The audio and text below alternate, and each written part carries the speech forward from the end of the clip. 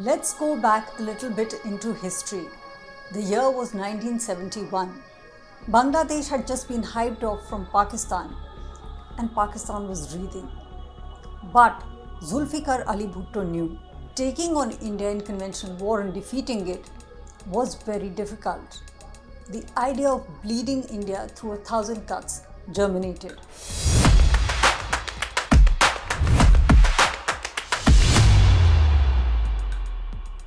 At that time, Zia-ul-Haq was a rising star in the Pakistani Army, and by 1976, he had become the army chief. Zia-ul-Haq was not unfamiliar with India. In fact, he was born in India. He was born in 1924 in Jalandhar. He did his schooling in Shimla. He did his graduation from St. Stephen's Delhi University, and then he went on to do his course in the Indian Military Academy, which was called the Royal Military Academy then. And he fought as a British Indian soldier in the World War II before 1947 when India was partitioned, and then that was the time that he and his family migrated to Pakistan.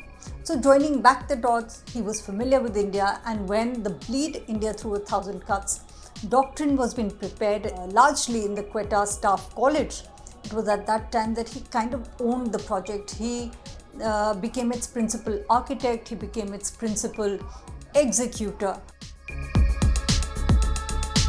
The whole idea was to keep India in a state of unrest through covert war, through insurgencies, separatism, and kind of light these 1,000 fires which would bother the country, and India would be so busy dousing it, it would not be able to consolidate as a major power. That was the idea.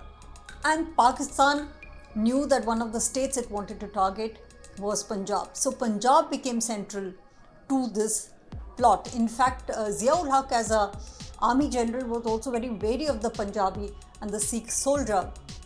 And Hamid Gul, who always considered, who was the ISI chief, who considered Zia-ul-Haq as his mentor, has mentioned that they felt that if they kept a band of separatists alive in Punjab, the Indian side of Punjab, then it was akin to having an additional division in Pakistan Army without having to pay for it. That is how wary they were of the Punjabi soldier.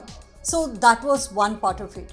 And then much later, this entire strategy unfolded. Unfortunately, there were a series of decisions which were taken in India which were controversial, and it only helped Pakistan at that time.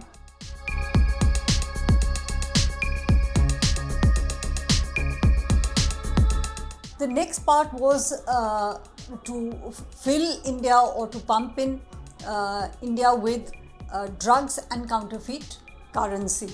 This was even after Zia's death. It was about in 1991 that the Pakistan Army had conceived this nefarious plot, and it was a fact that was admitted by Nawaz Sharif in 1994 in an interview to the Washington Post.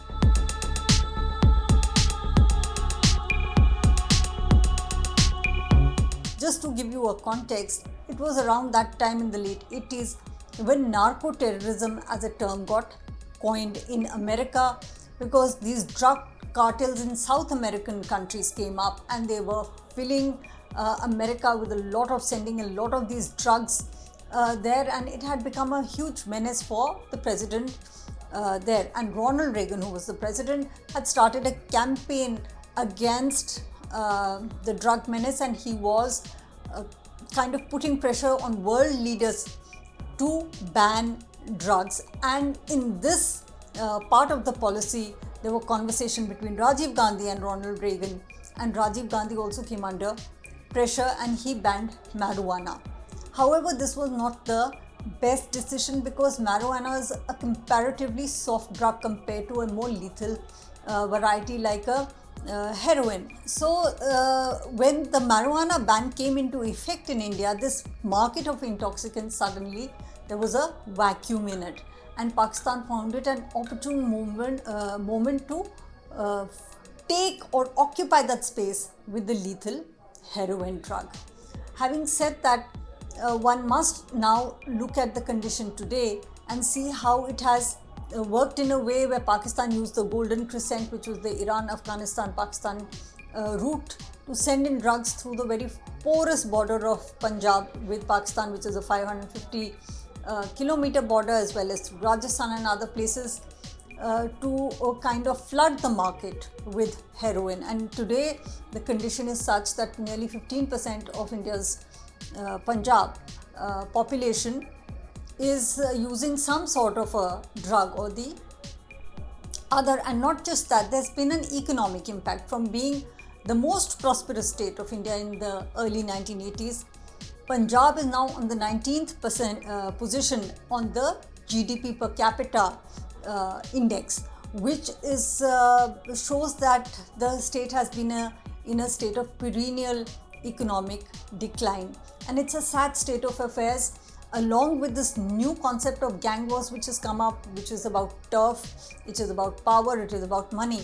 And these gangs are mostly not ideologically inclined. It is just that they are gang wars who are in conflict with each other. However, the fundamentalists who are sitting in Pakistan as well as in other foreign countries and are extremists or are ideologically inclined are using these gangs to kind of promote their agenda in India's Punjab, which is again a very sad state of affairs. So when we look at a killing of Sidhu Moosewala, we should not look at that case in isolation, but look at it as a symptomatic condition of a much larger problem, a web of problems which Punjab is facing.